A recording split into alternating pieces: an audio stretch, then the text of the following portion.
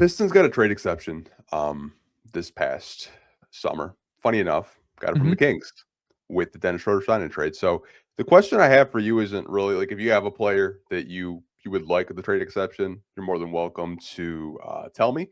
But what do you think the strategy is going to be with it?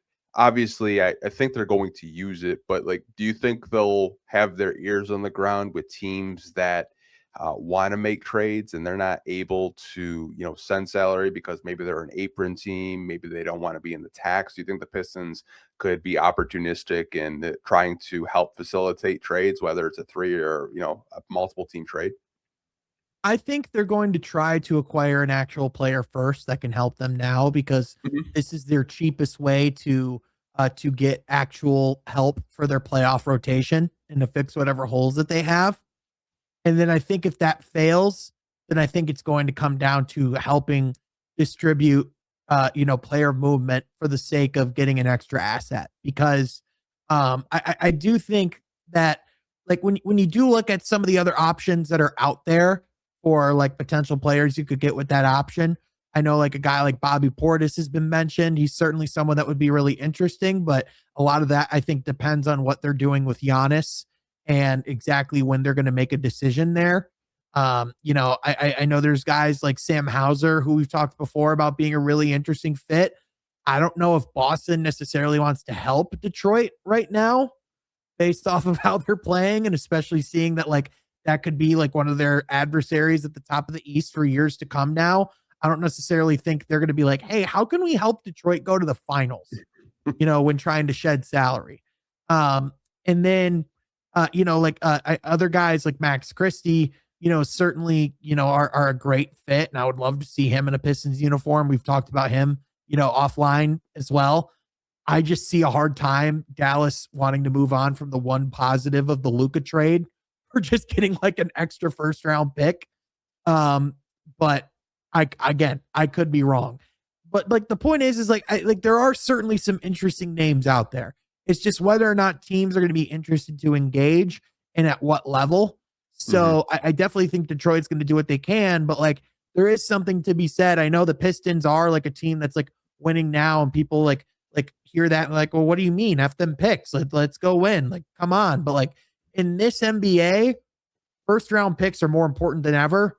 And especially if the Pistons want to stay sustainably competitive, they're going to have to backfill their rotation still through the draft and through player development. Like that's not something that's just going to go away forever now. Like that's still going to be a part of what they're doing going forward. It's why Boston has still been as good as they've been, is because they've still been developing a ton of players in the background. Yeah, I mean, to your point, I don't think Boston is just going to say, "Hey, like this is one of our better rotational forwards." Like, sure, we don't want to be a tax team. I think where they're at now, they didn't expect to be the number two seed. I don't think they expected Right. to be where they're at. I think a lot of people had them like as a top six or possibly a play-in team. I think they're actually shattering expectations right now. Yep. But I do think there are some interesting players out there. One player in particular who's a former Piston, Luke Kennard, who I think does kind of fit into that exception. He's in Atlanta right now, $11 million deal. You need more three-point shooters. He can play make a little bit. I don't really know if there's a reunion there. Main reason why he went down to Atlanta was because Trae Young recruited him. We all know Trae Young is in Washington now, so maybe that's a kind of like a buy low shooter that you could acquire. Bobby Portis, I think, would just be my ultimate dream. I don't really think a lot of people realize like the season he's having from the outside. I think he leads the NBA last time I checked in 3-point percentage.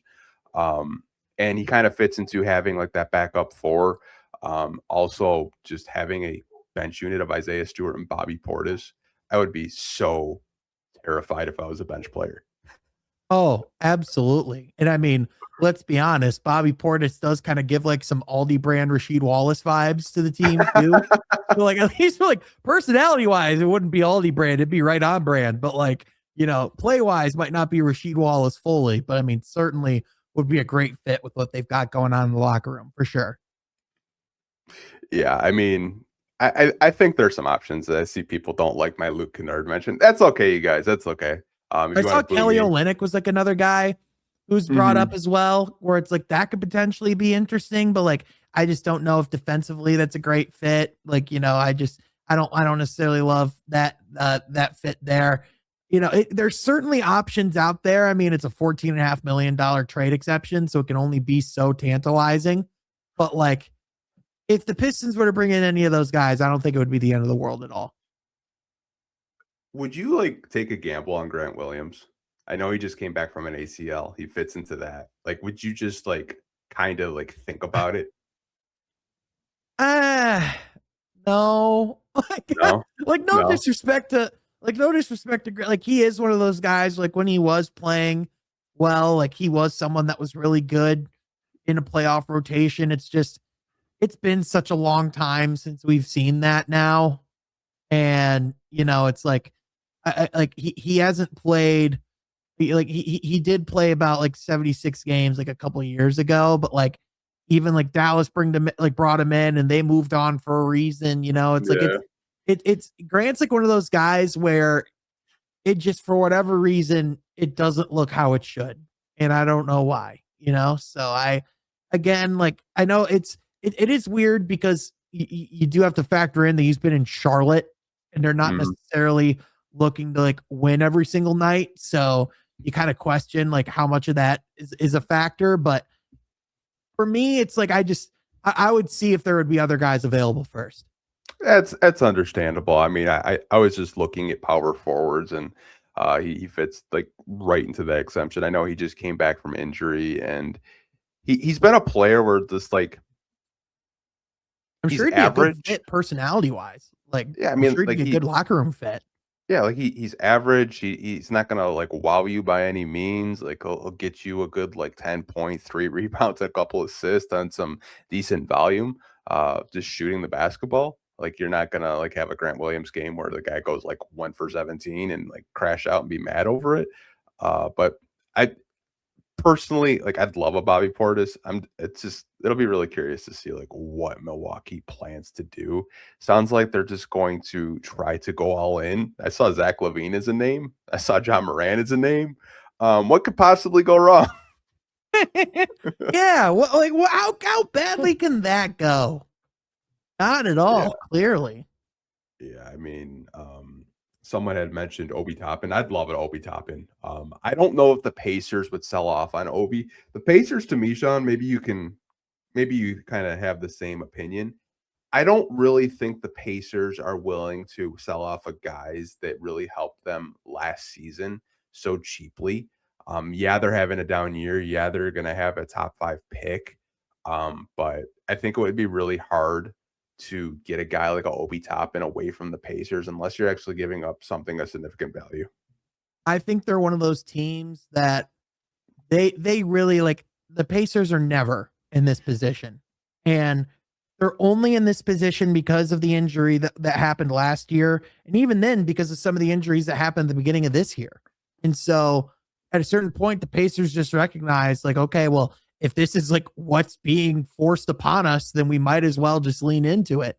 But I think their perspective is I think they view themselves as being right back in the mix at the top of the Eastern Conference next year when Halliburton comes back, whether right or wrong, because personally, like I wish like if the Pacers Pistons rivalry wasn't a thing, I would love to see Pascal Siakam in a Pistons uniform.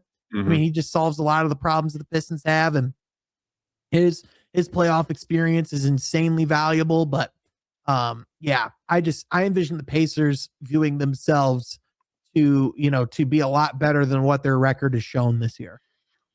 Yeah, I mean, they have a lot of, like, good role players. I think much like the Pistons, part of their depth is a strength of their team.